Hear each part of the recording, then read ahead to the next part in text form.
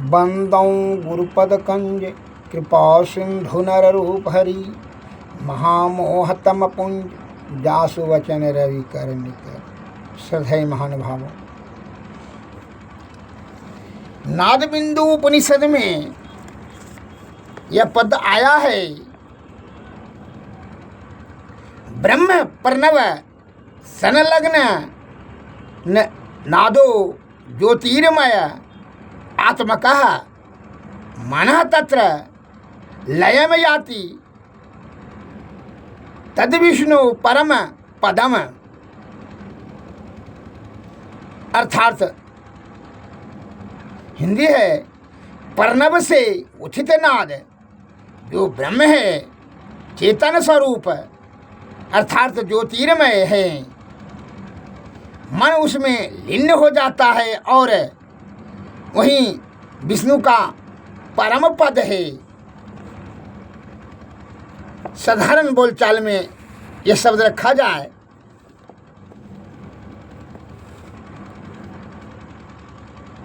यह शरीर में 14 इंद्रियां हैं, 5 कर्म इंद्रियां, 5 ज्ञान इंद्रियां और 4 अंतःकरण इंद्रियां। मन, बुद्धि, चित्त और अहंकार यह अंतःकरण इंद्रियां है। तो मन जो है सभी विषयों का, सभी इंद्रियों का मालिक है और मालिक का यह नेचर स्वभाव होता है कि अपने प्रजा को सदैव खुश करते रहना। वही भांति यह मन जो है हमेशा विषय को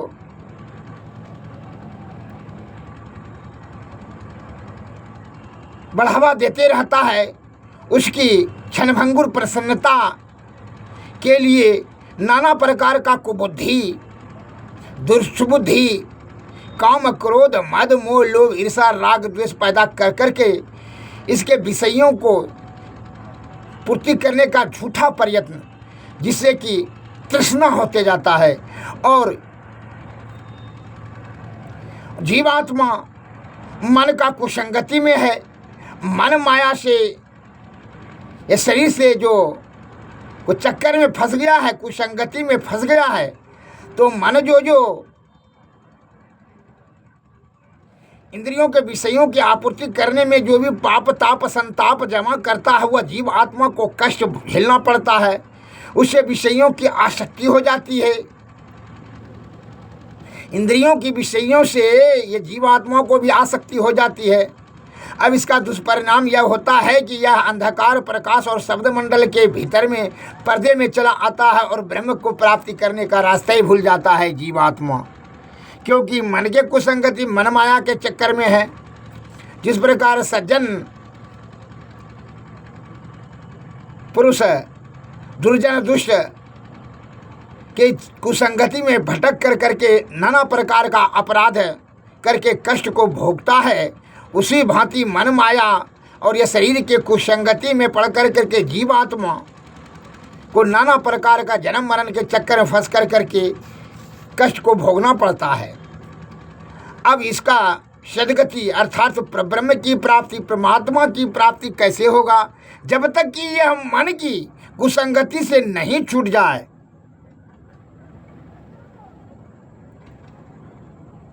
तब तक यह जीवात्मा को सद्गति प्राप्त नहीं हो सकता, अर्थात परब्रह्म की प्राप्ति नहीं हो सकती है।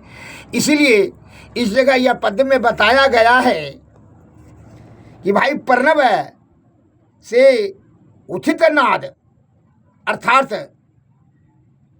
सतत नाद ध्यान के अभ्यास करने से विषय वासना छिन्न हो जाती है और मन तथा प्राणवायु निरंजन निर्माया में लय हो जाता है। इसमें संशय नहीं है। इसलिए नाद बिंदु ध्यान में कहा गया है, सदा नदानुसंधानात् समुच्छिन्ना वासना तु या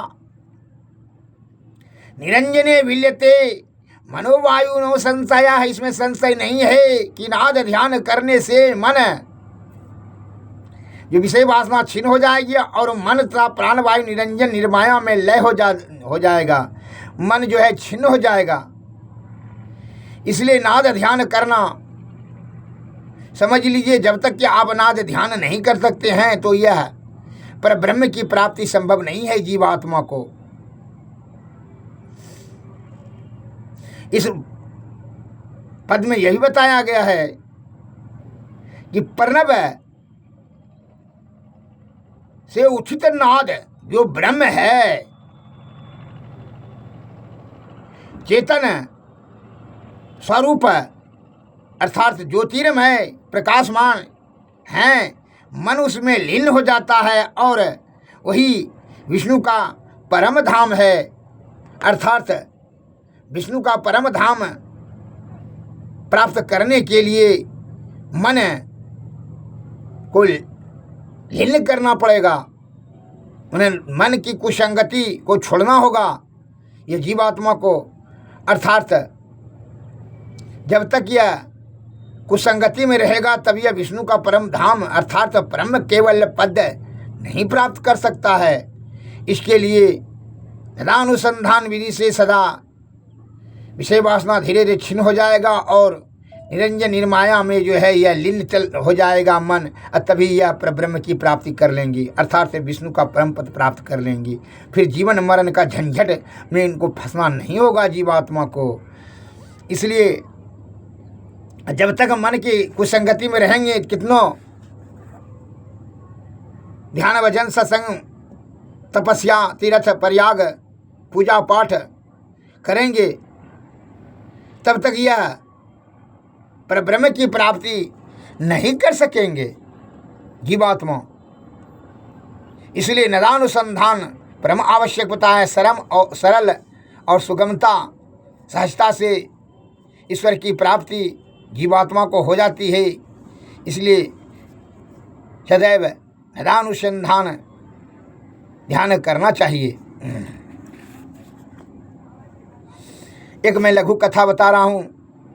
एक साधु तपस्वी बहुत वह ख्याति प्रशंसा प्राप्त कर चुके थे। उस राज्य में उसका राज्य का राजा ही शिष्य बन गए थे। एक दिन वह महात्मा जी ने विचार मन में आया, लेकिन वो मन को जीत नहीं पाया था। वो उनके मन में विचार आया कि राजा के यहाँ राजभवन चला जाए। ऐसा सोच कर के राजभवन गए महात्मा जी। राजा साहब ने अपने गुरु को आया हुआ देख करके बड़ा भव्य स्वागत किए। बड़ी आदर सत्कार सेवा भाव श्रद्धा प्रेम से उनकी सेवा की। राजा साहब ने बड़ी अति प्रेम और श्रद्धा से उनको जो है खीर का भोजन कराए और उसमें देखा कि वह परोसन जो है भोजन परोस रही थी राजकुमारी। राजकुमारी की रूप देख करके महात्मा जी कामासक्त हो गए और ये अपना तन सुख प्राप्त करने के लिए मन में इसको वासना जागृत उत्पन्न हो गया। और उसने राजा साहब से कहा, राजन, या राजकुमारी से हम कुछ बातचीत करना चाहते हैं एकांत में। तो राजा साहब ने कहा, जी गुरुदेव, इसमें पूछने की क्या बात है? अवश्य, जैसे आपकी इच्छा। राजा साहब सभी सेवक सहित हट गए।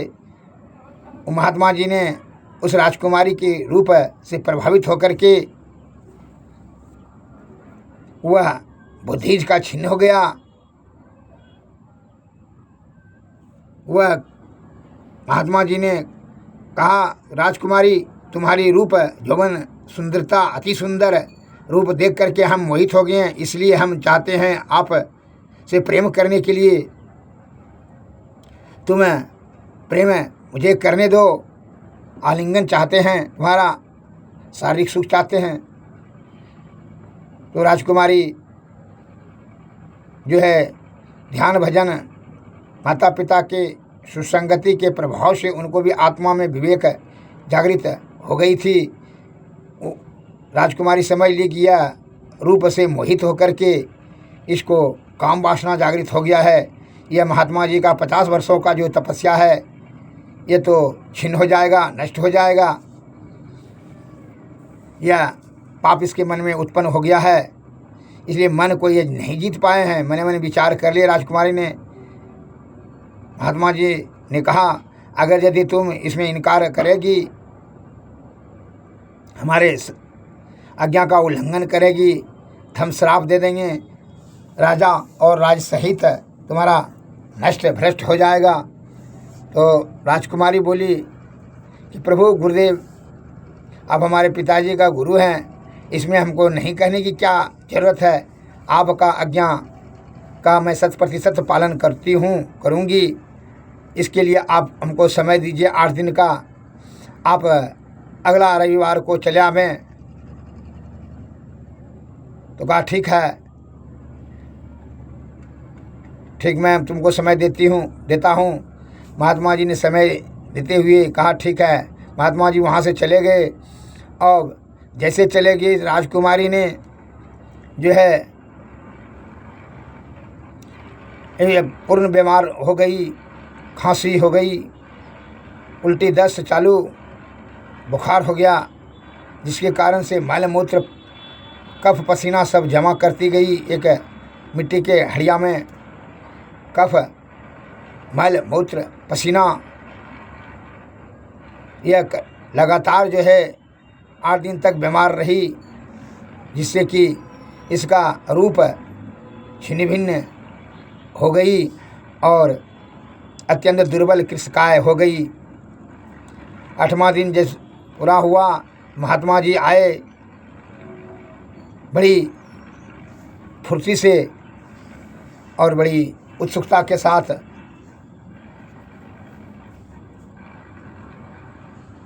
सेविका तैयार थी। सेविका ने बोली महात्मा जी से कि गुरुदेव चलिए राजकुमारी का कक्ष में, राजकुमारी आपकी प्रतीक्षा कर रही है। महात्मा जी को वह सेविका नौकरानी लेकर गई वही रास्ते से जिसमें कि मल मूत्र कफ पसीना राजकुमारी जी का रास्ते पर रखी हुई थी। जैसे वह महात्मा जी को ले जा रही थी, वह जो है दुर्गंध से भर गया।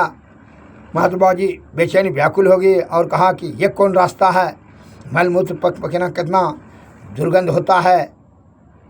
का गुरुदेव यह राजकुमारी का ही मल मूत्र कफ पसीना है। आगे कक्ष में राजकुमारी सोने के पलंग पर लेटी हुई है, आपका प्रतीक्षा कर रही है, चलने का कृपा करें। नाक को बंद करके महात्मा जी जो है आए राजकुमारी के कक्ष में, रूम में। तो राजकुमारी का कृशकाय चमड़ी झुलसा हुआ और काली कोचली देख करके महात्मा जी बड़ा उदास और निराश हताश हो गए कि तुम्हारा रूप कहाँ है। कहा राजकुमारी ने, आइए महात्मा जी समागम कीजिए, अपना शरीर से मेरा शरीर आलिंगन कीजिए और तन सुख प्राप्त कीजिए, मैं ही राजकुमारी हूँ। कह रहे तुम उतना सुंदर राजकुमारी थी। कहा जिस दिन से गुरुदेव महात्मा जी आप गए उसी दिन से हमको जो है बुखार हो गया, मन खराब हो गया, खांसी सर्दी उल्टी दस्त सब चालू हो गया और छुट्टिए नहीं रहा है।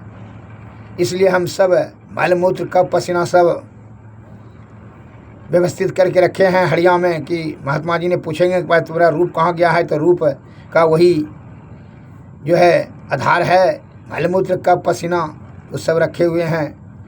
नौकरानी से कहा बोली दिखाए नहीं। कहाँ राजकुमारी दिखाएं महात्मा जी को, ये तो नाक बंद कर लिए। महात्मा जी को आत्मा में बड़ी ठेस लगा और वह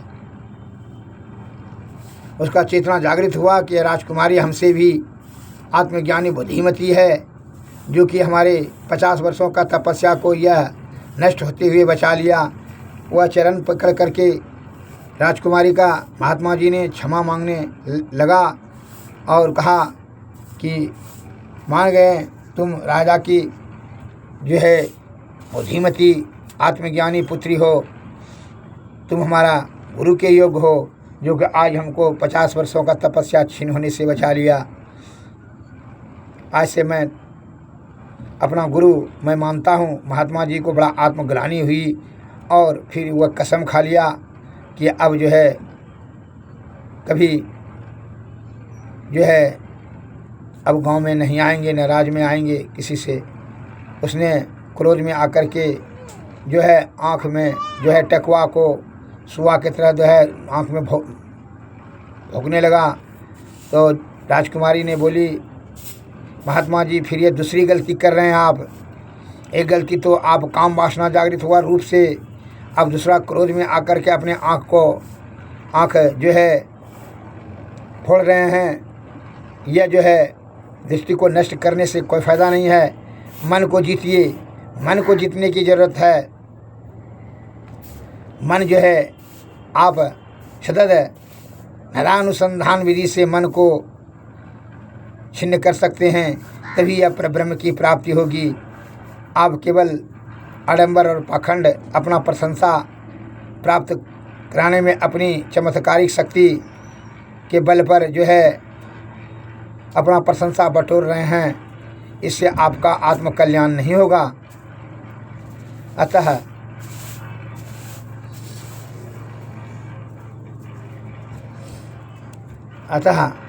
आपको सतत नरानुसंधान विधि से मन को जीत करके ही आप परब्रह्म की प्राप्ति कर सकते हैं। यह आडंबर और पाखंड नाव गाँव से कुछ नहीं होगा। अतः इस प्रकार का ज्ञान सद्गुरु के चरणों से ही का सेवा करके ही उनसे युक्ति जाने, युक्ति से भक्ति करें, तभी मुक्ति होगा। क्यों? विषय बड़ा बलवती होता है। विषय के आप जब तक मन की प्रबलता रहेगी इस शरीर में, तो मन आपका परमात्मा को प्राप्ति नहीं करने देगा। क्यों? सभी इंद्रियों का मालिक मन है और मन हमेशा विषय की ओर ही ले जाता है। मन को आप नहीं जीत पाए हैं। इसलिए अगर यदि ईश्वर की प्राप्ति चाहते हैं, परम केवल पद की प्राप्ति चाहते हैं, तो विषय का त्याग कर करके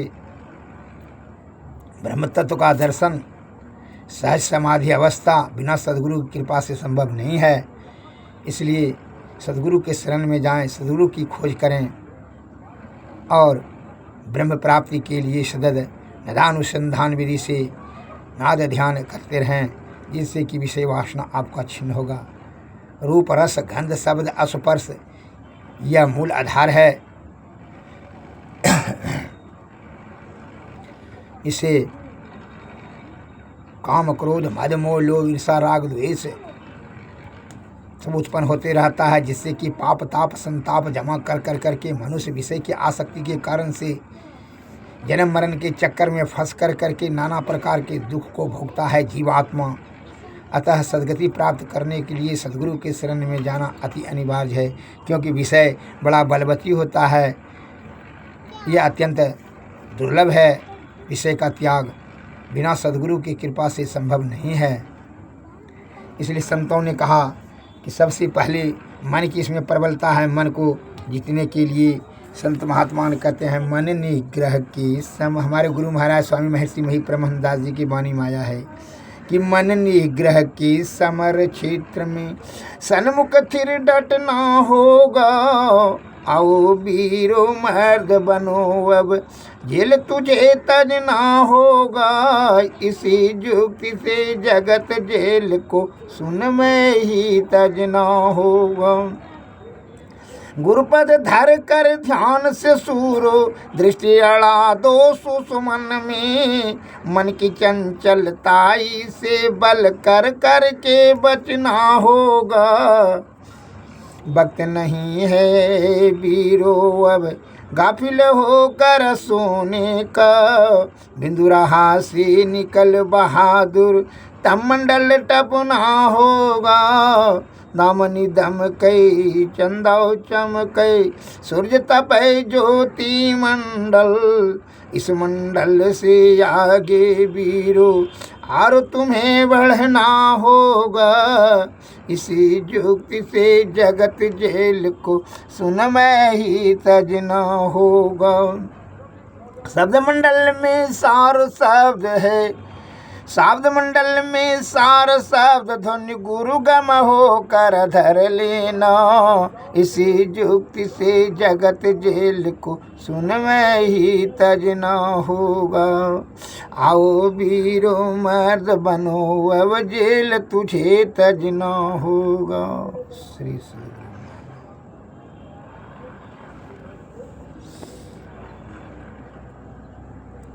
संत महात्मा के वाणी में आया है फिर एक पद में, दूसरा पद में, अंतर के अंतिमतः में गुरु है मन पता पाता नहीं। नैनों के तिल में ज्योति उनकी नजर में आता नहीं।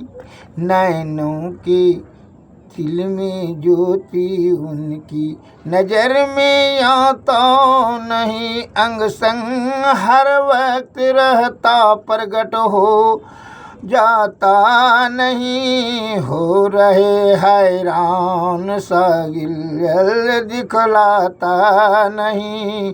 खोजत फिरते बहुत से इस जगत में आ जा अब जा।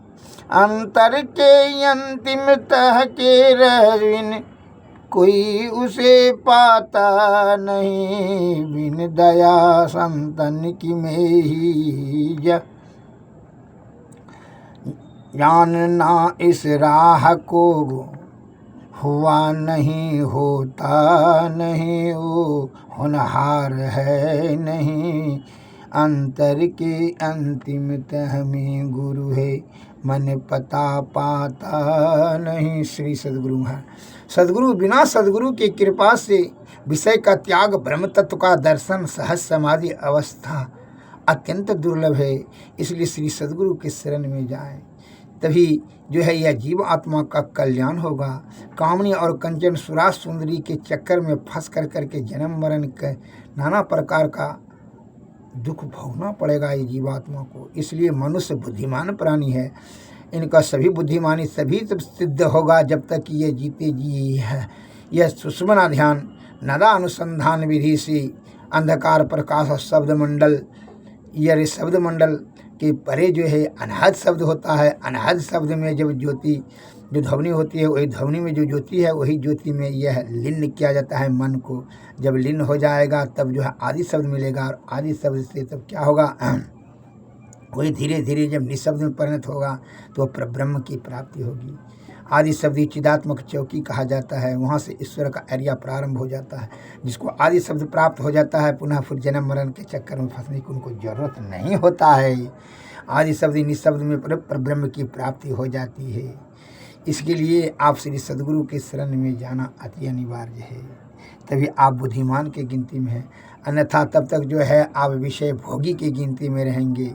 श्री सद्गुरु महाराज की जय। और तन मंदिर में कीजिए दृष्टि जुगल कर सन मुख दीजिए। चमकई बिंदु सूक्ष्म यति जल ब्रह्म ज्योति अनुपम लख लीजिए। जगमग जगमग रूप भरमंडा निरखी निरखी ज्योति तज दीजिए। शब्द सूरत अभ्यास सरल तर करिकारी सारा सवद गही लीजिए। ऐसी जुगति काया गढ़ त्यागी भव ब्रह्म भेद सकल भवखंडन यारति यह निरमल करिमेहि अमृत रस पीजिए। आरती तन मंदिर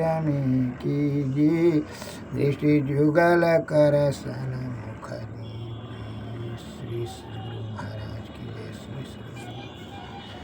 सद्गुरु नमस्कार। जय हिंद, जय भारत।